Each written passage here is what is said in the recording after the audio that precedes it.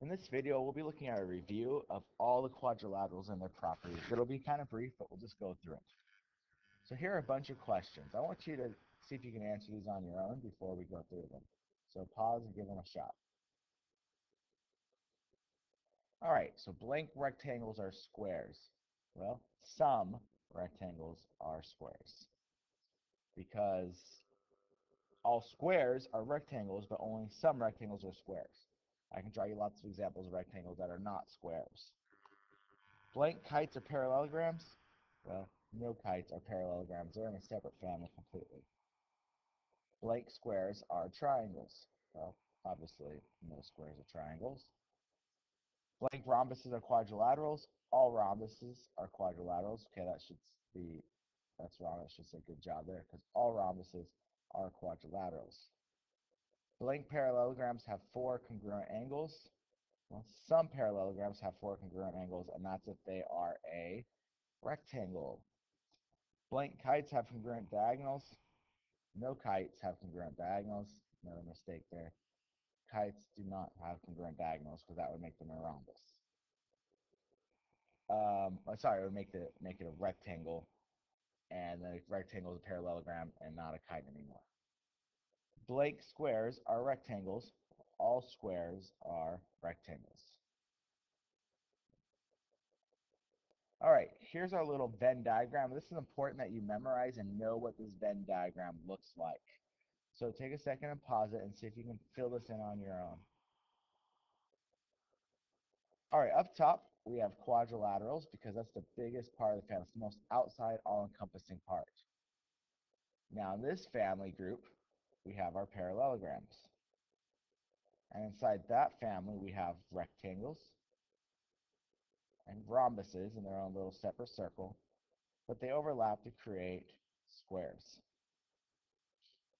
Over here, we have trapezoids in their own little world, away from the parallelograms, but inside quadrilaterals, and kites as well.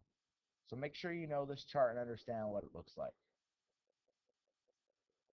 All right, so let's break down properties of kites versus properties of isosceles trapezoids. So once again, pause it and see if you can fill in the missing pieces here into the blanks. All right, so let's start from the top. Exactly one pair of congruent opposite angles. Exactly one pair of congruent opposite angles. Well, that's going to be a kite. Two pairs of congruent base angles. That's isosceles trapezoid. Bisected diagonals. It's not going to be any because the diagonals don't get bisected. Only one diagonal is bisected, not two, on a kite. And that never happens on an isosceles trapezoid. Exactly two pairs of congruent opposite angles. That's not going to be any of them because that's a parallelogram. Once again, both these two are parallelograms, so we're going to leave them over here. Because our congruent angles on isosceles trapezoid are along the bases. Congruent diagonals, yeah, that's isosceles trapezoid. Yeah, drop. There we go. Exactly two pairs of congruent and consecutive sides. That's going to be a kite. Perpendicular diagonals. It's also a kite. And then congruent legs would be, of course, isosceles trapezoid. Both of these would be parallelograms. Sorry, let's go back. And this will be our last one.